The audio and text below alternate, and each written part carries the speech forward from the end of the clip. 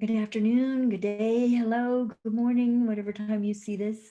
My name is Annie Batchelder, Reverend Annie Batchelder, and I'm an Akashic channel.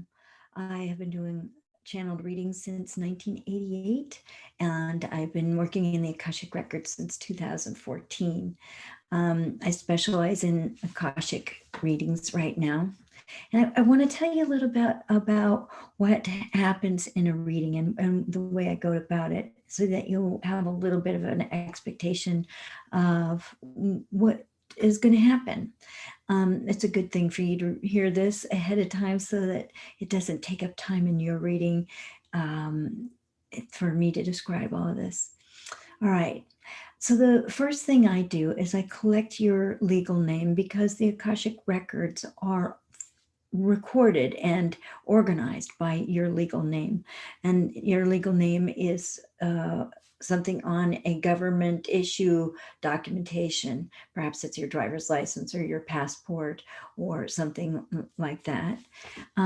It may not be your birth name. It may be what your name is at this time legally. Perhaps you got married and your last name is different, or you were one of the wise ones who decided to change your name.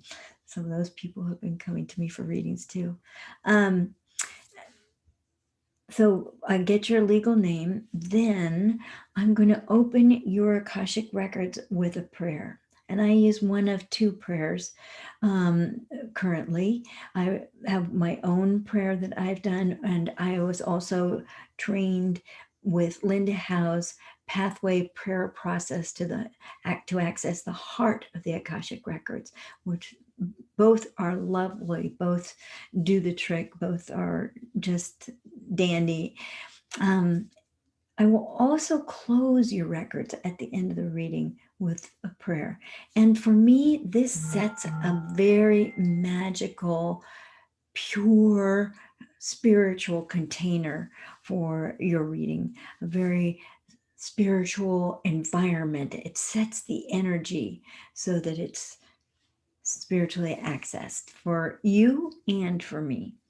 Um, so, in the prayer, both are designed to call in the Akashic beings of light, the lords of the Akashic records, your masters, teachers, and loved ones.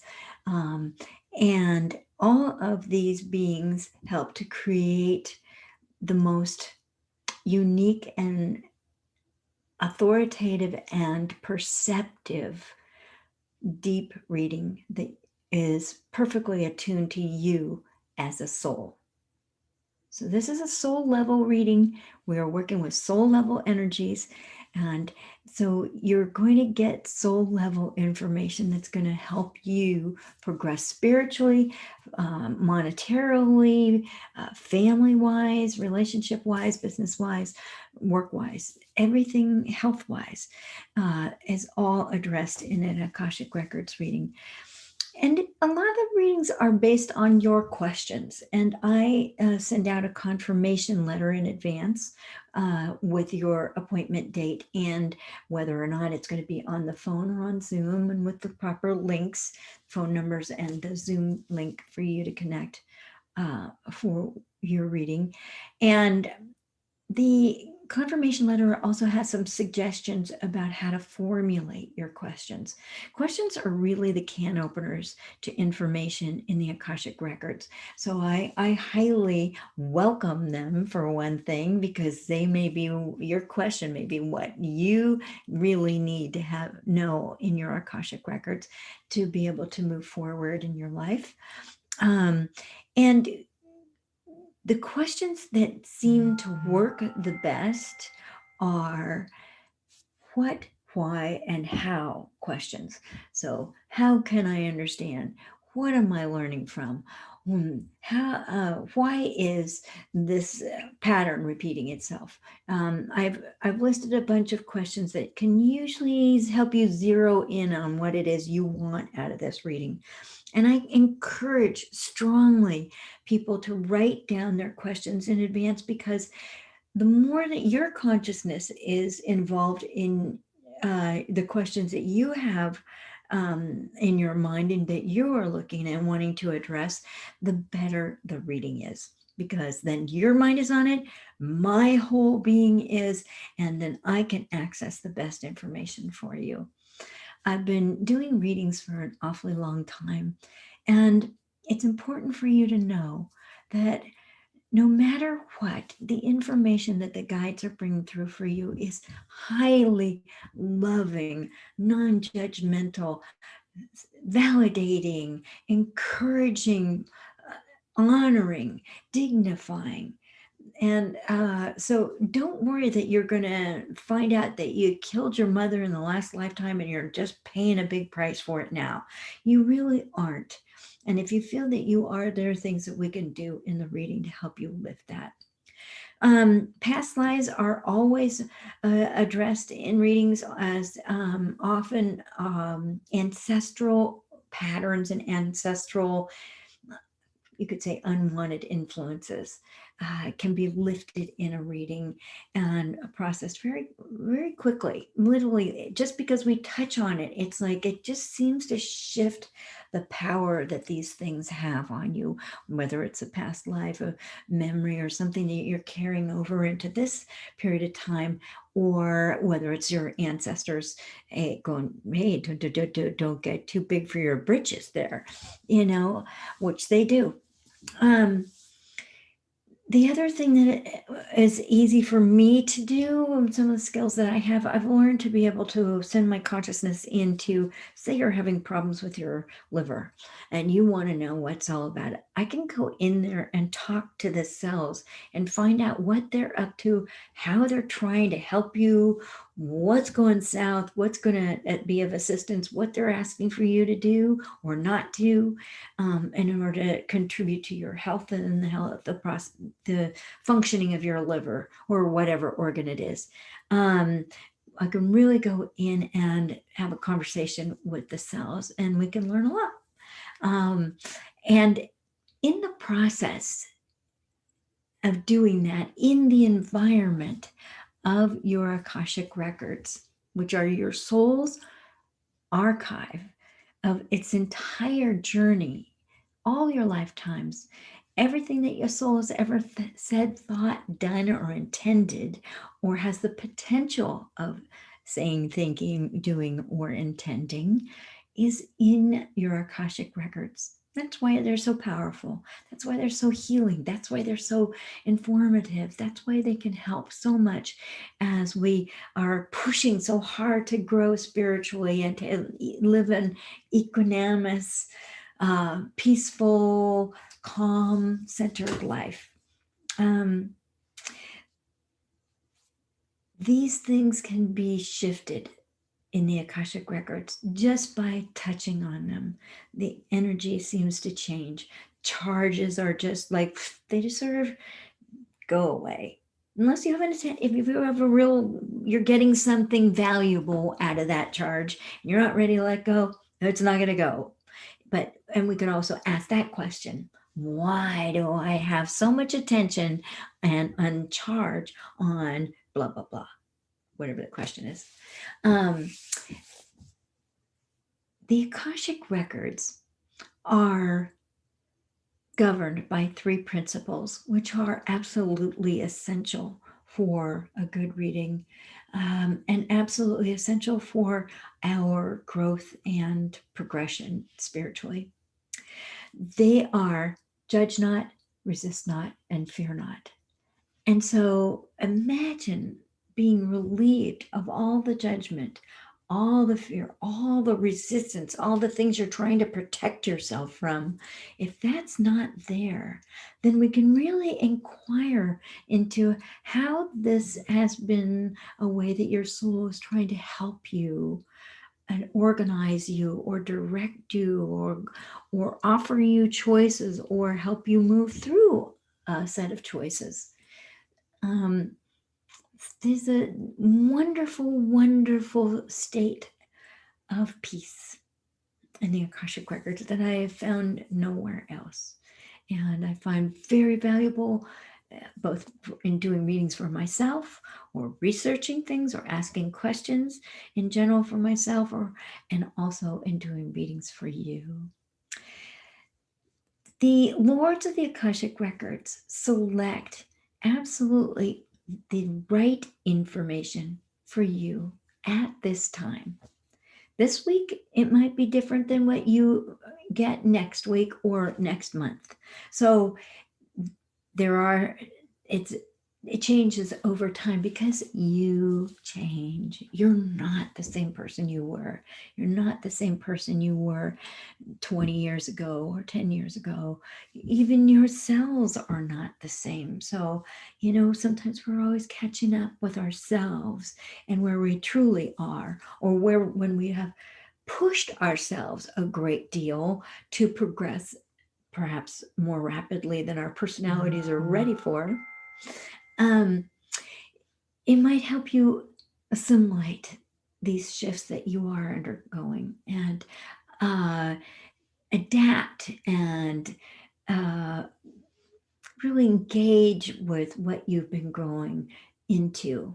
Let yourself be a little bit. Let yourself grow into all that you've been producing and all that you've been requiring yourself to be that is different than you were previously. So, let's see, what else do the masters, teachers, and loved ones want to say to you? They want to let you know that you are so loved. They carry you on a pillow of honor and love and caring. They carry you on a pillowed heart of love that is so accommodating to who you are and never, ever, ever judging or scornful or sarcastic. They can be funny. I find that very inviting when there's humor, because when I get humorous about some of the things that I'm working on, then I get a little bit more practical and a little less self-involved, they can be humorous. But also, they understand absolutely everything that we are going through in our journey as human beings, and they support it 100%. And the best way to do that is love you and dignify your path. And that they do very, very well. So I'll open your records with the prayer. And then after I open your records with a prayer, I often close my eyes and I'm looking at you clairvoyantly, and I want to see what I see or what I'm being shown, because that is like the opening way in to having this conversation in this entirely different environment that has all your information in it. So I look at you clairvoyantly, and there'll be some discussion about that. There may also be a download that happens while I'm opening your records with a prayer. I may be getting a lot of information and that I'm supposed to transmit to you, and so I will do that. But beyond that, it's a conversation between the two of us. And I want to hear what you need to say. Sometimes people talk a lot in the reading. Sometimes I talk a lot in the reading. It just varies. It depends on what's up for you, what is most important, what's most powerful, what's most empowering to you, and what's going to dignify your path at the greatest level. That's very, very important to me, to treat you with the utmost love and respect. We're all delicate, sensitive human beings. We've all been hurt, mistreated, damaged, harmed in a lot of ways. And I certainly don't want to be one of those that does more of that to you. I want to be one of those that brings healing to you. Now, a lot of times health issues come up, and there are times when it's very important for us to be sick.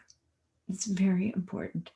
I myself was diagnosed with multiple sclerosis in 1990. I was very disabled with it. Had to stop working and everything in 2001. My mother had to take care of me. I had to stop everything for 10 years. And then through spiritual work, my beautiful guide Anubis would guide me through meditations and help me feel the feelings and the emotions I had about all of a sudden being this ill person, a person who wasn't a contribution to society, wasn't the person who could help you move. I wasn't the person who was going to get you through this. I was really being reorganized inside for about 10 years and quite disabled. And then through reading, through spiritual activities like meditation and prayer, through getting sober and clean and sober, that was a big one. That reignited my spiritual life, even though I had been channeling all those years. And through changing my diet, exercise, and through seeing a Tibetan physician, a traditional Tibetan physician, and getting help from him. And I still take the Western meds, and I still take the Tibetan healing herbs because they work. And I've had to come to peace with that. My inner setting is like, let's do an all by diet and nutrition and the herbs and want to go all organic.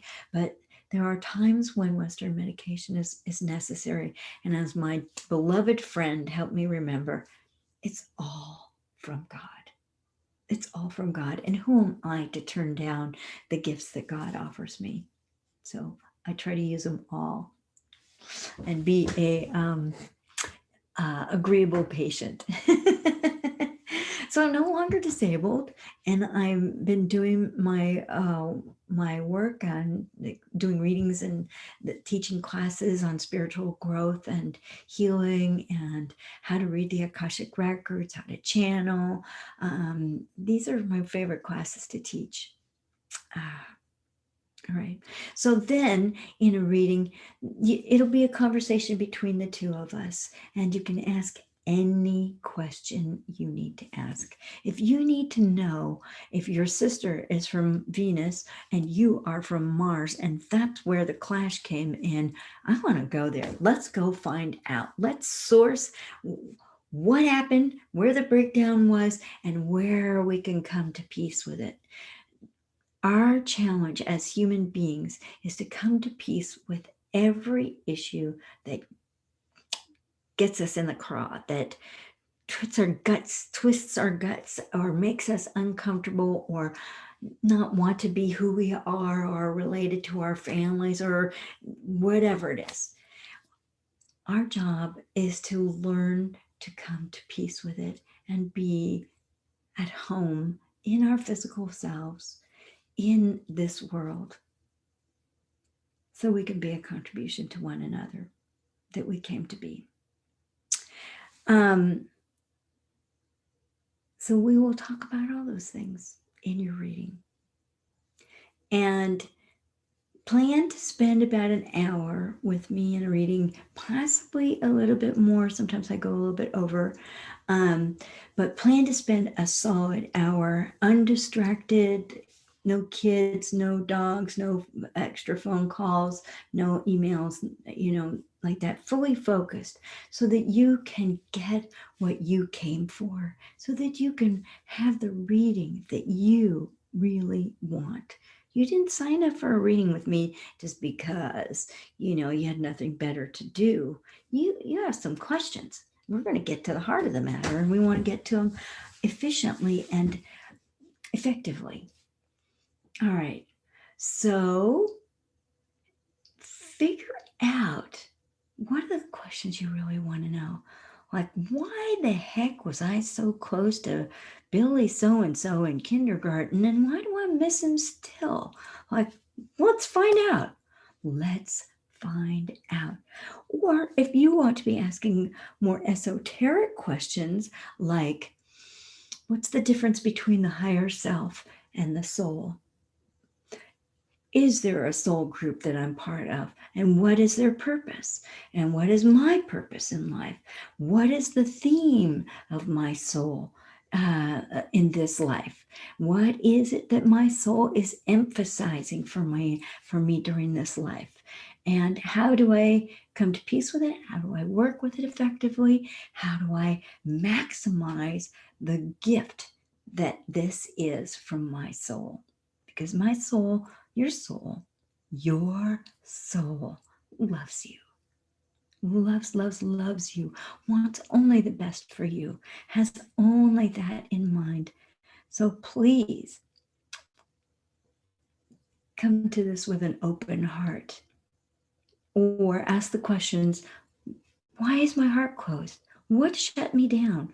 What happened last year that made me clam up? I don't understand. Why am I suffering from depression? Why am I having this food problem? Why am I overweight? What's the deal? All of these things, these are the questions that you want to know. So let's ask them. Okay. Masters, teachers, and loved ones, what else do you want people to know? Other than the fact that we love you, they love you, they are with you, by your side, available to help you, always. Now, we'll do a little definitions here.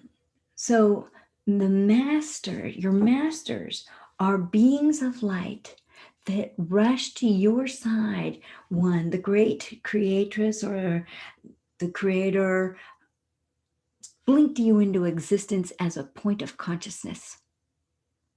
And these beings of light love you, and they are with you always through your entire series of journeys, all your lifetimes, all your in between lifetimes. If you want to know what you were doing in between lifetimes and who you were studying with or what was going on, or if you did some off-world extra credit studies with the Jupiter or Mars or, the Venusians, whatever it is, we will find that out for you. We will find that out for you because it's important to you. It's important for you to know these things.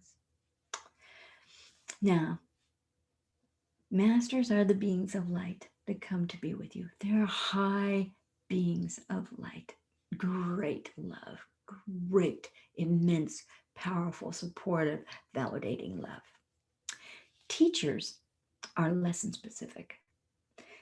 So if you need to learn something about love or money or time or guilt or, whatever, you will have a teacher about that. Now, these beings could care less about getting credit for what they know or what they're sharing with you. They're not going to hold forth on you and, command your attention for no good reason. They are here to help you, and they will be as quick and brief and understandable to you. They will speak into your mindset so that you can be understood and know that they understand you with love. So that's masters and teachers. Loved ones are people we've known in this lifetime who are now dead. And it could be grandmothers or aunties or that funny lady down the street who just always thought you were the cutest thing since sliced bread, It could be your kindergarten teacher. It could be, someone that waited on you at a table in a restaurant for a long time, but who's now dead. And she just decided to keep an eye on you. So she stayed in touch, or she's sort of holding space for you. I'm not sure I like the whole saying, but she's being supportive of you at a distance. And sometimes these loved ones have something to say, and sometimes they don't. It just depends upon the reading and what your questions are and what's going to be valuable. What's going to help move you from where you are, especially if you're feeling very stuck, from where you are to where you feel free and ready to take organized, thoughtful, practical, useful action. So at the end of the reading, sometimes there's a message from the Akashic beings of light, and I will channel that, sometimes not. Um, and then I will do the closing, say the closing prayer. And it's important that that whole thing takes place, the opening prayer and the closing prayer. It really sets the stage and releases you when we're done. Sometimes the guides will say, you should come back in such and such a time for another reading because, and they'll say whatever that something's going on, it's you're going to need a little help with. And if they don't, it's, you get to come back at another time for a reading if you so desire, if you so choose. If it's something that feels right to you, you will come back again for another reading with me. If not, you'll find your answers elsewhere and through other methods or people or mediums or whatever, what is right for you. And I honor that. I absolutely care about you being true to your own self and your own integrity. And that's what you can expect in a reading. Thank you. I hope to read for you very, very soon. You can use the scheduling buttons on my website for either a Zoom reading or a phone reading. I record them both, send the link to the recording to you so you have it for a lifetime. And I myself, when I've had readings, I listen to them again because there are things in them that are kind of like time bombs. Well, I may not have had ears for it at the time of the reading, but 3 months later, it's like, oh, there is a jewel in that little nest. And I did not hear it then, but now I have the ears for it. So I think it's important that you have them. Some of my clients choose not to be recorded, and I honor that as well. So I take Venmo in payment or PayPal. If you use the friends and family method, I really appreciate that. And other than that, I also take checks. So I love you bunches and I can't wait to read for you. Thank you very much.